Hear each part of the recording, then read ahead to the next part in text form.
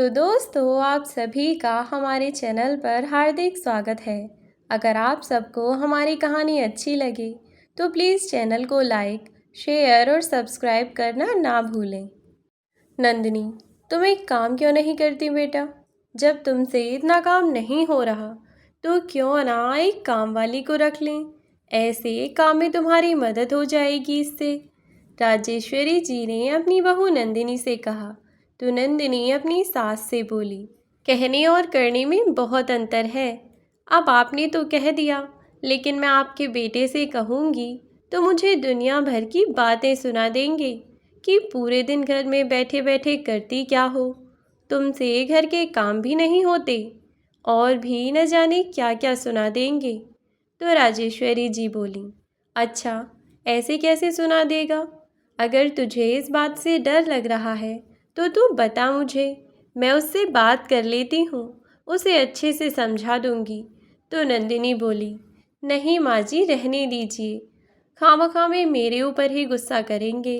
कोई बात नहीं, मैं ही कर लेती हूँ, थोड़ी बहुत मदद आप करवा दीजिए। अब एक इंसान सुबह से शाम तक लगा रहेगा, सारा काम एक ही इंसान के ऊपर छोड़ दिया जाए तो टाइम तो लगेगा ही ना। इतना कहती कहती बहू कपड़े लेकर कमरे में चली गई।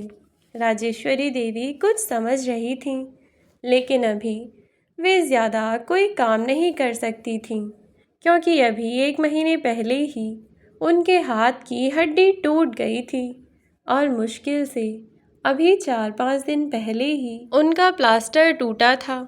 तब डॉक्टर ने उन्हें कुछ दिन रेस्ट करने के लिए कहा था और इसी की वजह से राजेश्वरी जी कोई काम नहीं कर रही थीं।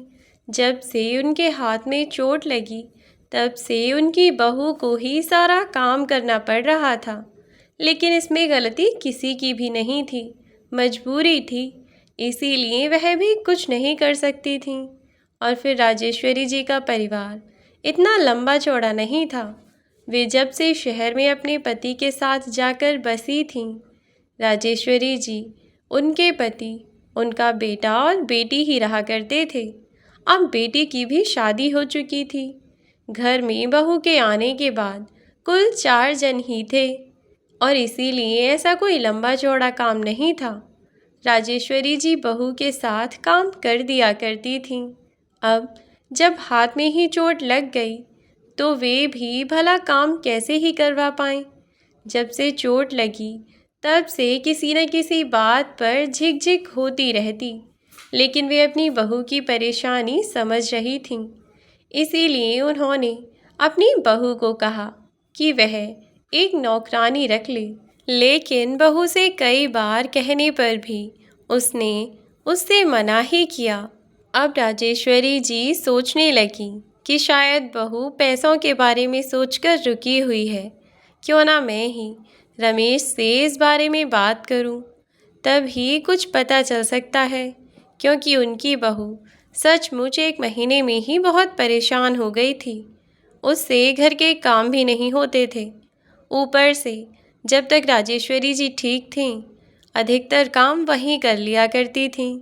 जब बहू के ऊपर काम आकर पड़ा तो इसीलिए वह नहीं कर पा रही थी और इस चीज़ को भी वह अच्छी तरह से समझ रही थीं। उन्होंने अपने बेटे से काम वाली बाई लगाने के लिए बात की तो घर में झाड़ू पोछा और बर्तन के लिए एक काम वाली बाई रख ली गई।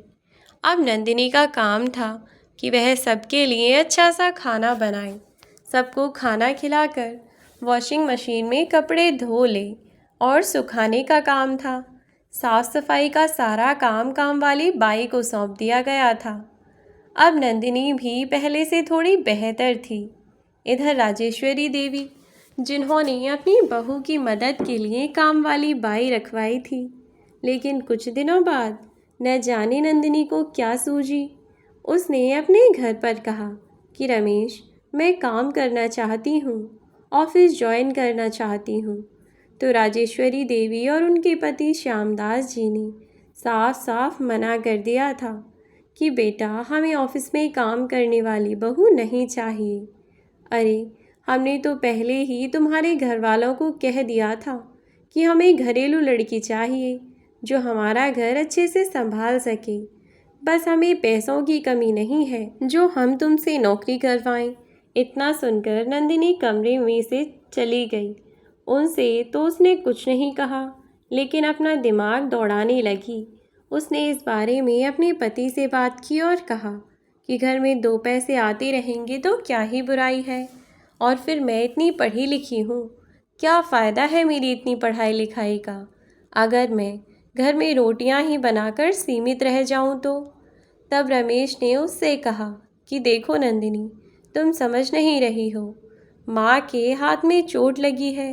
अगर तुम ऑफिस जाने लगोगी तो यह सब काम कौन संभालेगा। और फिर घर में गृहिणी का काम संभालना सबसे बड़ी जिम्मेदारी का काम संभालना होता है, और मुझे पता है कि तुम बहुत जिम्मेदार हो। उसने उसे ऐसे ही बनाने की कोशिश की, लेकिन उल्टा वह मुंह बनाकर बैठ गई और बोली, तुमसे तो कुछ भी कह लो, तुम तो सुनने से रहे, बस माँ की हाँ में हाँ मिलाते रहते हो, मेरी हर बात पर ऑब्जेक्शन उठाते हो। आखिरकार नंदिनी ने उसे पता नहीं क्या क्या सुनाया, और अब नंदिनी तो कुछ सुनने को तैयार ही नहीं थी, बस अपनी जिद पर अड़ी रही। जब नंदिनी ने गुस्से में आकर सुबह नाश्ते में कुछ नहीं खाया और फिर दोपहर में भी उसने कुछ नहीं खाया, तो उसकी सास राजेश्वरी जी उसके लिए उसके कमरे में खाना लेकर पहुंची और बोली, बेटा तू परेशान मत हो, अगर तेरा मन है, तू जॉब करना चाहती है तो चल, एक बार मैं रमेश से बात करके देखती हूँ, पर कोशिश करूँगी उसे मनाने की, मगर तू ऐसे नाराज़ होकर मत बैठ, कम से कम खाना तो खा ले। जब उसने खाना खा लिया तो उसकी सास ने अपने बेटे से बात की। उसने अपनी माँ से कहा कि माँ, आप परेशान मत होइए, मैं नन्ही से बात करता हूँ, उसे समझा दूंगा मैं। रमेश ने नंदिनी से बात की तो बोला, नंदिनी, अगर तुम घर का काम करते हुए ऑफिस संभाल सको तो ही नौकरी करने के बारे में सोचना, क्योंकि माँ घर का काम नहीं कर पाएंगी।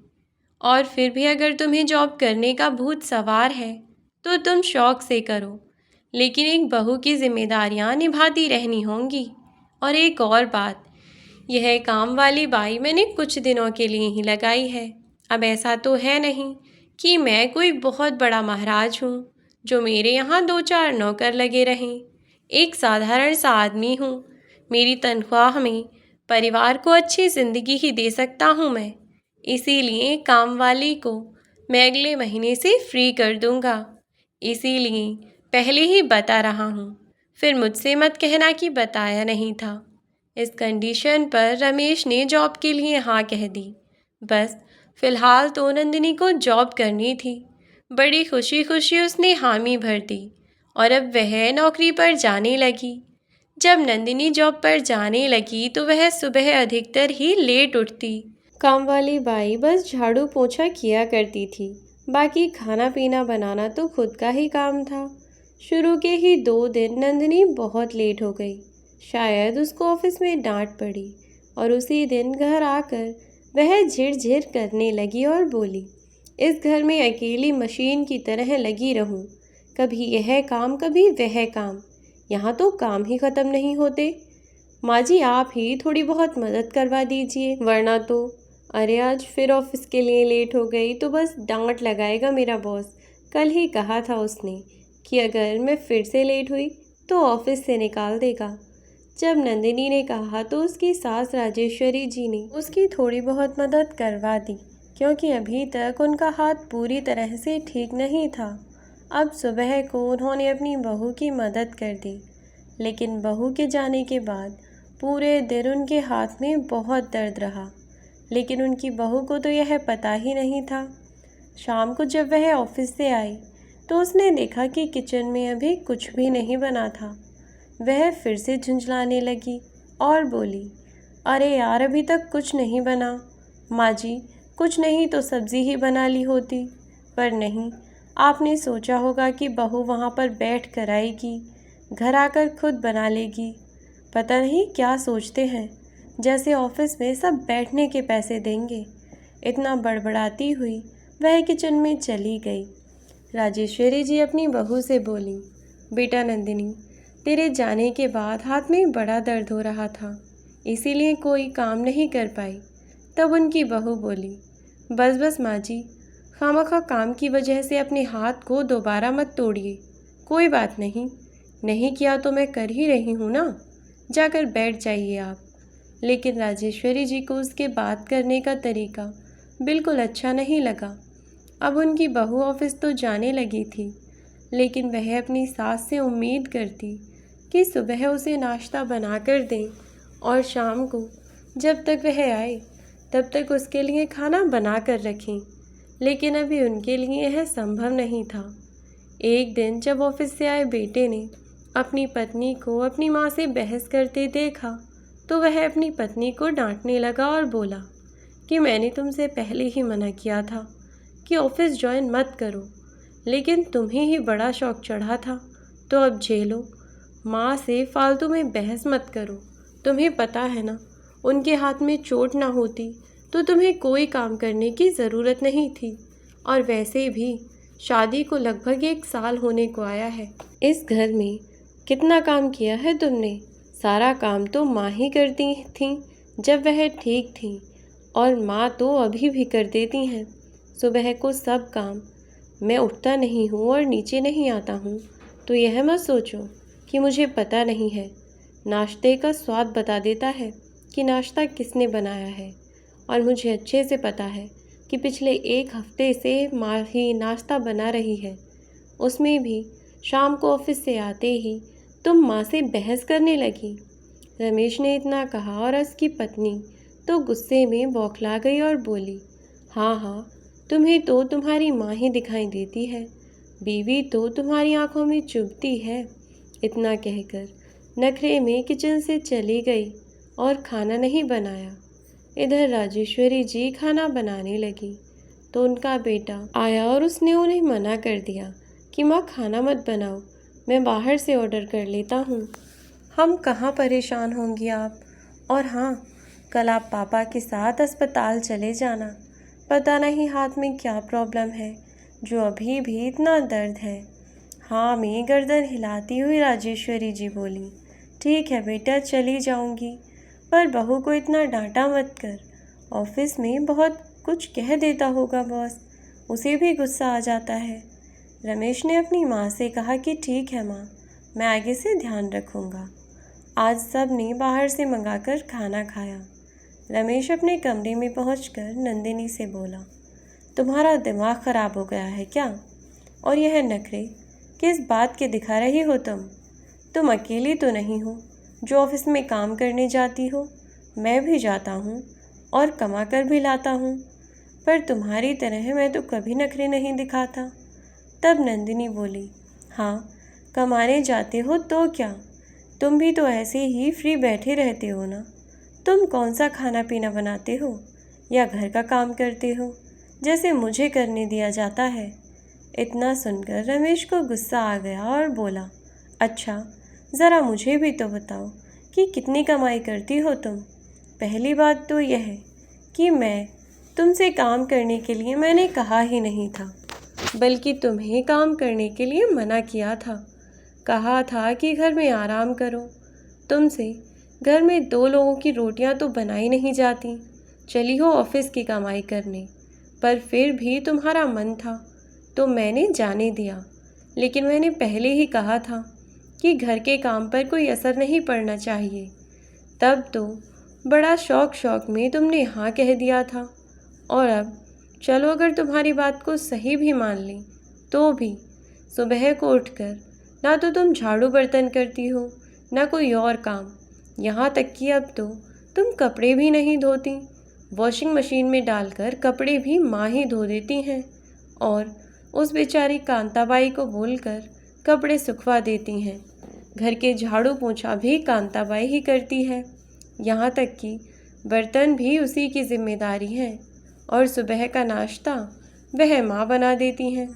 तुम्हारे लिए अगर कुछ बचा है तो सिर्फ शाम का खाना, लेकिन तुमसे तो अब वह भी नहीं किया जा रहा। तुम्हें पता भी है माँ के हाथ में कितना दर्द रहता है, लेकिन फिर भी वह सुबह उठकर नाश्ता बना देती हैं क्योंकि तुम्हारी तो आंखें खुलती ही नहीं हैं। और माँ है ना वह तो, भला अपने बच्चों को भूखा कैसे जाने दे सकती हैं। इसीलिए इतनी तकलीफ़ में भी हमारे लिए खाना पीना बना ही देती हैं। लेकिन तुम्हें इतनी भी शर्म नहीं है ना, कि माँ के हाथ में चोट है। अब धीरे धीरे वह अपनी सास से बहस तो करने ही लगी थी। साथ ही जितना उसका पति उसकी माँ का साथ देता, वह उतना ही अपनी सास से चिढ़ती जा रही थी। अब वह अपनी सास से उतनी ही नफरत करने लगी थी। अब तो हर बात पर अपनी सास से उल्टा ही बोलने लगी थी। जब भी उसकी सास कोई काम करने को कहा करती तो वह अनसुना कर दिया करती। एक दिन जब संडे के दिन नंदिनी घर पर ही थी, तो सुबह को नंदिनी आज भी देर से उठी। लेकिन क्योंकि कल ही शनिवार के दिन रमेश ने अपनी माँ के हाथ पर पट्टी कराई थी, इसीलिए आज सुबह उठकर राजेश्वरी जी ने भी खाने को कुछ नहीं बनाया था। एक हाथ से उन्होंने बस कॉफ़ी बनाकर रख दी थी। जब बहू उठी तो देखा कि उसकी सास ने अभी तक खाने को कुछ नहीं बनाया है। यह देखकर उसे बहुत गुस्सा आया, लेकिन पति के सामने कुछ कह नहीं सकती थी और अपने पति के सामने मुस्कुरा कर बोली, आप बाज़ार से सामान ले आइए, मैं आज नाश्ते में कुछ स्पेशल बना देती हूँ आपके लिए। नंदिनी ने खुद से काम करने को कह दिया। इतने दिनों बाद वह भी अपनी मर्ज़ी से खुश होकर कुछ बनाना चाहती थी। इसीलिए बस रमेश ने तुरंत थैला उठाया और वहीं सोफे पर रखा फ़ोन उठाकर चल दिया। इधर पति के निकलते ही नंदिनी गुस्से में तेज़ बोलती हुई अपनी सास से कहने लगी कि इतना समय हो गया, सूरज सिर पर आ गया, पर आपको इतनी भी शर्म नहीं है कि चलो बहू बेटे सो रहे हैं तो उनके लिए कुछ बना दूं। तब उसकी सास बोली, बेटा हाथ में दर्द था, पर फिर भी मैंने तेरे लिए बढ़िया सी कॉफ़ी बना कर रखी है, अभी बनाई थी, रुक मैं दे देती हूँ। अंदर किचन से कप उठाकर कॉफ़ी को गैस से उतारने ही वाली थी कि उनकी बहू ने गुस्से में कहा, खाली कॉफ़ी का क्या मैं अचार डालूं? बिना नाश्ते के वह कॉफ़ी किस काम की? इतनी तेज़ नंदिनी चिल्लाई तो उसकी सास राजेश्वरी जी एकदम से सहम गईं और बोली, बेटा तू इतनी तेज़ क्यों बोल रही है? बेटा तुझे मेरा हाथ दिखाई नहीं दे रहा क्या? तब गुस्से में किचन की स्लिप पर हाथ मारती हुई बहू बोली, हाथ हाथ सुनकर मेरे कान पक गए, इससे तो अच्छा हो ये हाथ टूट ही जाए।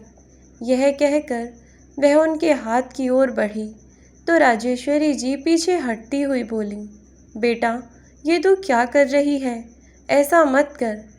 इतने में उबलती हुई वह कॉफ़ी उसने अपनी सास के ऊपर उड़ेल मारी और बोली, ले तू ही पी ले इस कॉफ़ी को। कॉफ़ी बहुत तेज़ गर्म थी और बहुत ज़्यादा भी थी। जैसे ही नंदिनी ने वह कॉफ़ी अपनी सास पर उड़ेली, वैसे ही पूरा घर राजेश्वरी जी की चीखों से गूंज उठा। लेकिन उनकी बहू वहीं खड़ी खड़ी बड़बड़ाती रही कि एक नंबर की ड्रामेखोर है बुढ़िया, खामोखा ड्रामा कर रही है। कि तभी राजेश्वरी जी का बेटा चिल्लाता हुआ नीचे आया, अपनी माँ को पुकारता हुआ आया, माँ क्या हुआ आपको, आप ठीक तो हैं? और जैसे ही नंदिनी ने अपने पति को नीचे आते देखा तो झूठ बोलकर ड्रामा करने लगी। अपनी सास को यह दिखाने की कोशिश करने लगी कि जैसे उसे अपनी सास की कितनी फ़िक्र है। वास्तव में तो वह चाहती थी कि उसकी सास मर ही जाए और इसीलिए वह सब कर रही थी। लेकिन अब जब पति को देखा तो ड्रामा करने लगी और जल्दबाजी में जल्दी जल्दी वह अपनी माँ को लेकर अस्पताल पहुँचा और अस्पताल में अपनी माँ को ले जाकर उसने जितना जल्दी संभव हुआ अपनी माँ का इलाज करवाया और आखिरकार राजेश्वरी जी को होश आया। जब उन्हें होश आया तो उनके बेटे ने उनसे पूछा कि माँ आखिर हुआ क्या था और आपको इतनी चोट कैसे लगी? तब राजेश्वरी जी, जो कि इस बार भी अपनी बहू नंदिनी की गलती छुपाना चाहती थी, लेकिन फिर उन्हें अपनी एक सहेली की बात याद आई कि कई बार इंसान जिन छोटी छोटी चीज़ों को नज़रअंदाज कर देता है, छोटी बात समझकर, वह बातें उनके लिए बाद में बहुत दुखदाई साबित होती हैं। और हमेशा ही जुर्म करने वाले से ज़्यादा बड़ा गुनहगार जुर्म सहने वाला होता है, क्योंकि उसके जुर्म सहने के कारण ही जुर्म करने वालों को इतनी ताकत मिलती है कि वह बार बार ऐसे घिनौने कदम उठाते हैं और दूसरों को परेशान करते हैं। जब अपनी सहेली की यह सब बातें याद आईं तो राजेश्वरी जी ने अपना मन बदल दिया। अब उन्होंने निश्चित कर लिया था कि वह अपनी बहू की सच्चाई सबको बताकर रहेंगी। जैसे ही उन्हें होश आया तो उनका बेटा दौड़कर अपनी माँ के पास जाकर यह सब पूछ रहा था। वहीं बहुरानी भी खड़ी हुई थी। जैसे ही वह कुछ कहने लगी अपने बेटे के सामने, जब वह सच बताने लगी तो उनकी बहू हाथ जोड़कर उसके पीछे खड़ी हो गई और अपनी आंखों में आंसू भर लाई। अभी तो राजेश्वरी जी चुप रहीं, लेकिन उन्होंने अभी अपने बेटे को कहा कि इस बारे में मैं अभी तुझे कुछ नहीं बता सकती बेटा, मुझे थोड़ा समय दे, उसके बाद ही मैं कुछ बता पाऊंगी। क्योंकि यह बात उन्होंने बहू के सामने कही थी और जब वे घर आईं तो उनका बेटा अपनी पत्नी के साथ सामान्य व्यवहार कर रहा था। तो फिर से नंदिनी को रमेश का व्यवहार देखकर लगा कि उसकी सास ने रमेश से झूठ बोल दिया है कि गलती से ही कॉफ़ी उन पर खुद ही गिर गई और वह जल गई। इसीलिए नंदिनी ने फिर से अपना वही रूप दिखाना शुरू कर दिया और अपनी सास के साथ फिर से पहले की ही तरह बदतमीज़ी करने की कोशिश करने लगी थी। अभी अस्पताल से आए हुए उन्हें पूरा एक दिन भी नहीं बीता और वह हर बात को लेकर बस उन्हें सुनाने लगी हुई थी। कहीं न कहीं राजेश्वरी जी इसलिए भी चुप थीं क्योंकि उन्हें पता था कि उनका बेटा रमेश जितना प्यार अपनी माँ को करता है उतना ही प्यार अपनी पत्नी को भी करता है। यदि वह उसे कुछ भी बताती है तो रमेश धर्म संकट में पड़ जाएगा। उसे समझ ही नहीं आएगा कि वह किसकी बातों पर यकीन करे और किसकी बातों पर नहीं। और यह निश्चित सी बात थी कि नंदिनी अपनी गलती भला क्यों करने लगी। वह तो यही कहती कि मैं यह सब नहीं किया। ऐसे में उसका बेटा असमंजस में पड़ जाता कि वह माँ की बात माने या बीवी की। इसलिए राजेश्वरी जी कुछ सोचकर चुप थी। फिर 2 दिन बीते। अब जैसे ही राजेश्वरी जी दवाइयाँ और खाना खाकर डाइनिंग टेबल से उठ रही थी कि उनका हाथ लगने से कांच का गिलास टूट गया। इस बात पर उनकी बहू फिर से शुरू हो गई और उन्हें बातें सुनाने लगी और बोली कि तेरा दिमाग ठीक नहीं है बुढ़िया, दिखाई नहीं देता, इतना महंगा गिलास तोड़ दिया। जब राजेश्वरी जी अपनी बहू से बोली कि बहू यह तुम किस तरह से बात कर रही हो, मैंने तुम्हारी मदद की, तुम्हें अपने बेटे के सामने शर्मिंदा होने से बचाया और तू अब भी मेरे साथ ऐसा बर्ताव कर रही है। तब नंदिनी बोली, हाँ तो एहसान नहीं किया, अगर सच बता दिया होता ना तो मैं यह घर छोड़कर जा चुकी होती। फिर तेरे बेटे और तुझे अच्छे से पता चल जाता। मेरे पीछे भागता हुआ तेरा बेटा 2 दिन में भागता हुआ मेरे पीछे पीछे मेरे घर तक आ जाता और फिर तू ही पछताती कि आखिर तूने मुझसे बैर ही क्यों की। इसीलिए मेरे मुँह मत लगाकर भूल गई कि पिछली बार मैंने तेरा क्या हाल किया था। तब राजेश्वरी जी बोली, पिछली बार तूने मेरे साथ जो किया था, अगर अब की बार ऐसा कुछ करने की कोशिश भी की तो मैं भी तुझे छोड़ूंगी नहीं। तब उनकी बहू उनके इस हाथ को पकड़कर ऐंठने लगी जिस हाथ में चोट लगी हुई थी और उनके जले हुए घावों को पैर से दबाने लगी। उन जख्मों को दबाने से दुखन होने लगी और वह बोली, आया मज़ा, अगर मुझसे बहस करेगी तो ऐसा ही करूँगी। और हाँ, इस बार तो बस तेरा थोड़ा सा शरीर जला है। अगर मुझे मजबूर किया ना और अगर मेरी बात नहीं मानी तो अगली बार किचन में तेरी लाश ही मिलेगी, पूरी की पूरी जलाकर फेंक दूंगी तुझे। तेरी चिता को अग्नि देने की भी ज़रूरत नहीं पड़ेगी, समझी? नंदिनी ने अपनी सास को इतनी सब बातें कह दी और वह भी बिना कुछ सोचे समझे। और वहीं बरामदे के कोने में एक टेबल के साइड में उनका बेटा रमेश बैठा हुआ था, जिसकी तरफ पीठ करके नंदिनी खड़ी थी। और अब यह सब देखकर रमेश बैठा का बैठा रह गया। कुछ पल के लिए तो उसे यकीन ही नहीं हुआ कि उसकी पत्नी इतना नीचे गिर सकती है। फिर उसने हिम्मत की और उठकर आगे बढ़ा और अपनी पत्नी के पास आकर पीछे से उसके कंधे पर हाथ रखकर कहा, नंदिनी। नंदिनी ने जैसे ही पीछे मुड़कर देखा तो रमेश ने झट से 2-4 तमाचे उसके गाल पर जड़ दिए और बोला, नीच औरत, इस घर के ज़रा से काम और ज़रा सी बातों के चक्कर में तू मेरी माँ को मारना चाहती है। कैसी घटिया औरत है तू। अरे लड़ाई झगड़ा तो थोड़ा बहुत तो हर परिवार में होता है, लेकिन इसका मतलब यह तो नहीं कि सब तेरे जितने गिर जाएं और अपने ही परिवार वालों को मारने का सोचने लगे। बस बहुत हुआ। तेरी घटिया सोच के साथ मैं तुझे इस घर में नहीं रहने दे सकता। तू कर ले, तुझे जो करना है।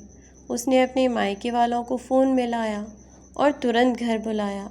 जब नंदिनी के मायके वाले घर पहुँचे तो रमेश ने उन्हें सारी बात बताई और कहा कि अब आप बताइए, आप अपनी बेटी को अपने साथ ले जा रही हैं या मैं इसे इसके दूसरे ससुराल भेज दूँ। वैसे पुलिस को भी मैंने फ़ोन कर ही दिया है, किसी भी वक्त आती ही होगी। आप एक बार अपनी बेटी से अच्छे से मिल लीजिए और जान लीजिए कि इसने ऐसा क्यों किया, क्योंकि मैं इसे ऐसे ही तो नहीं छोड़ सकता जिसने मेरी माँ को जान से मारने की धमकी दी है।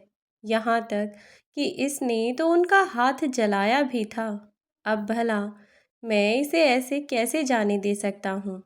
इसे इसके किए कर्मों की सज़ा तो भुगतनी ही होगी। जब वे लोग कहने लगे कि बेटा तुम्हें कोई गलतफहमी हुई होगी, आखिर ऐसा नहीं हो सकता, हमारी बेटी ऐसा कैसे कर सकती है। तुम्हारी माँ को जब चोट लगी थी तो हमारी बेटी कितनी परेशान हुई थी, वह रोए जा रही थी। फिर सच्चाई तो राजेश्वरी जी ने बताई कि दरअसल राजेश्वरी जी ने अपनी बहू की आंखों में आंसू देखकर यह सोचा था कि चलो इसे माफ़ कर देते हैं, लेकिन नहीं, यह तो इस लायक ही नहीं थी। घर पर आने के बाद 2 दिन बाद ही इसका बर्ताव बदल गया और आज भी यह मुझे ऐसी ही धमकी दे रही थी जैसे पता नहीं मुझे जान से मार ही देगी। तो मेरे लिए अपने बेटे के सामने सच लाना बहुत ज़रूरी था और इसीलिए मैंने अपने बेटे को यहाँ बैठकर सारी बातें उसे उसके सामने ही उसके कानों से सुनाई, ताकि भविष्य में भी कभी उसे ऐसा न लगे कि उसकी माँ ने उसके और उसकी पत्नी के बीच में दरार डालने की कोशिश की है। बल्कि मैं तो सच को छुपाने की बहुत कोशिश कर रही थी, लेकिन जो लड़की आज इतनी इतनी सी बातों पर इतने गुस्से में है कि मुझे मारने तक को तैयार है, कल को अगर कोई बात हो गई तो वह मेरे बेटे को कुछ नहीं करेगी, इस बात की क्या गारंटी है।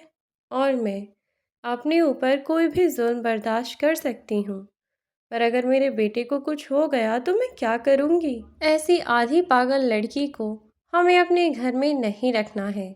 अब इतनी ही देर में वहाँ पुलिस भी आ पहुँची और पुलिस वालों को भी राजेश्वरी जी के बेटे रमेश ने सारी बात बता दी। इत्तेफाक से उनमें से एक लड़का रमेश को जानता था। रमेश पहले भी उससे मिल चुका था और अब जब ऐसा कुछ रमेश के परिवार के बारे में पता चला तो रमेश ने अपनी पत्नी को सबक सिखाने के बारे में कहा। और क्योंकि नंदिनी भी अपने मुंह से सच स्वीकार करने को तैयार नहीं थी, अपनी गलती मानने को तैयार नहीं थी, लेकिन रमेश उस पर हाथ उठाकर अपनी नज़रों में ही गिरना नहीं चाहता था। किसी इंसान को वह जानवरों की तरह नहीं पीटना चाहता था। इसीलिए उसने उस पुलिस वाले को सारी बात बताई और साथ ही उसे यह भी समझा दिया कि उन लोगों को नंदिनी से सच पूछना होगा। अब पुलिस वाले को तो सच जानना ही है, चाहे फिर वह किसी भी कीमत पर हो। उन लोगों ने लेडी कांस्टेबल को बुलाकर जब तक नंदिनी वहां रही तब तक उसकी खूब कुटाई की और बार बार उसे यही कहते रहे कि अब बताओ, कैसा लग रहा है तुझे? अपनी बूढ़ी सास को मारते हुए तुझे शर्म नहीं आती? अरे, क्या वही बुढ़िया है? जब तू बुढ़ी होगी तब पता चलेगा। तेरी तो जवान हड्डियां भी दर्द बर्दाश्त नहीं कर पा रही।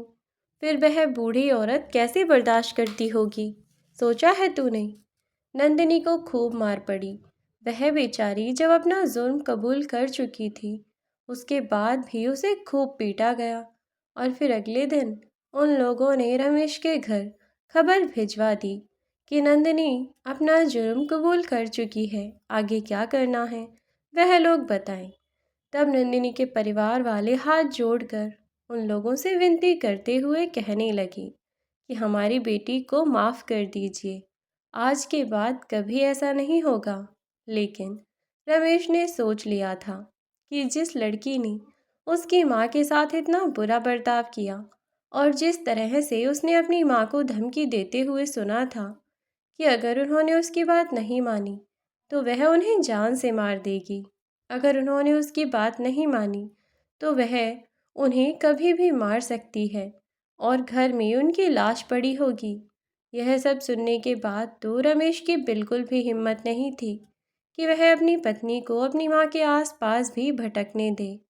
उसने अपने सास ससुर को कह दिया कि या तो मैं आपकी बेटी से तलाक लूँगा या फिर इसे जेल पहुँचाकर ही रहूँगा। जब नंदिनी को रमेश ने तलाक की बात कही तो उसे बहुत दुख हुआ और वह फूट फूट कर रोने लगी। रमेश से माफ़ी मांगने लगी, लेकिन उसने उसे माफ़ नहीं किया। नंदिनी को अपने पति से बहुत लगाव था, जैसे कि हर एक पत्नी को होता है। तब नंदिनी ने अपनी सास के पैरों में गिरकर उनसे माफ़ी मांगते हुए कहा था कि माँ जी, आप जो सज़ा देना चाहती हैं मुझे मंजूर है, लेकिन प्लीज़ इन्हें समझाइए कि मुझे तलाक ना दें, मुझे खुद से अलग ना करें। मैं इनसे दूर होना नहीं चाहती माँ जी। राजेश्वरी जी ने अपनी बहू की तब तो एक बात न सुनी, क्योंकि वह एक नंबर की नाटकखोर लड़की थी। लेकिन जब कुछ दिनों तक, लगभग साल भर तक वह ऐसे ही केस की तारीखें करती रही, तो राजेश्वरी जी के पास आकर वह अक्सर ही उनसे माफ़ी मांगा करती थी और रमेश से भी। तब राजेश्वरी जी ने केस वापस लेने का निश्चय किया और कहा कि वह केस वापस लेने को तैयार हैं, लेकिन बाकी का फैसला रमेश का होगा। रमेश ने फिलहाल के लिए अपने ससुराल वालों की लाख मिन्नतें करने पर और अपनी माँ के समझाने पर अपनी पत्नी को घर में रहने तो दिया, लेकिन साथ ही यह कह दिया कि नंदिनी, माँ ने जो भी बातें मुझे सुनाई थीं वह मैंने रिकॉर्ड कर लिए हैं, इसीलिए तमीज़ में माँ की सेवा करते हुए रहना। अगर गलती से भी मुझे दोबारा पता चला तो यकीन मानो कि यहाँ तुम माँ को मारने की कोशिश करोगी और मैं तुम्हें जान से मार दूंगा। अभी तक तुमने मेरे अंदर सिर्फ एक अच्छे पति को देखा है, एक बेटे से तुम्हारा सामना नहीं हुआ। अगर मेरी माँ के साथ तुमने कुछ भी किया तो मैं तुम्हें ऐसा सबक सिखाऊंगा कि जीवन भर नहीं भूलोगी। अपनी पत्नी को लगभग धमकी देते हुए रमेश ने घर में रहने दिया। पूरे घर में कैमरे फिट करवा दिए और अब वह कैमरे से ही सारी चीज़ों को मॉनिटर किया करता कि नंदिनी क्या कर रही है और उसकी माँ का ख्याल रख रही है या नहीं रख रही है। नंदिनी भी कई चीज़ों के दबाव में थी, चाहकर भी अपनी सास को नुकसान नहीं पहुंचा सकती थी, इसीलिए वह भी अपनी सास का अच्छे से ध्यान रखती। और परिवार में अब रमेश और उसकी माँ खुशी खुशी एक साथ रहते हैं, साथ में नंदिनी भी। लेकिन अभी तक रमेश ने उसे अपने परिवार के हिस्से की तरह स्वीकार नहीं किया, केवल उसके कर्मों के कारण। वह घर में तो है लेकिन परिवार से बाहर है। घर में रहने के बावजूद भी उसे परिवार का हिस्सा नहीं मानते। पर शायद वह सच्चे दिल से कोशिश करे तो उसका पति एक न एक दिन उसे माफ़ कर दे। पर सच तो यह है कि जब इंसान के कर्म बुरे हों तो उसका फल भी उसे बुरा ही भुगतना पड़ेगा। तो बस अपने बुरे कर्मों का बुरा फल वह भोग रही है। नंदिनी इस उम्मीद में थी कि अब के किए हुए उसके अच्छे कर्मों का शायद उसे एक न एक दिन अच्छा फल ज़रूर मिलेगा। दोस्तों, आप सभी को हमारी कहानी कैसी लगी कमेंट बॉक्स में लिखकर ज़रूर बताइएगा। धन्यवाद।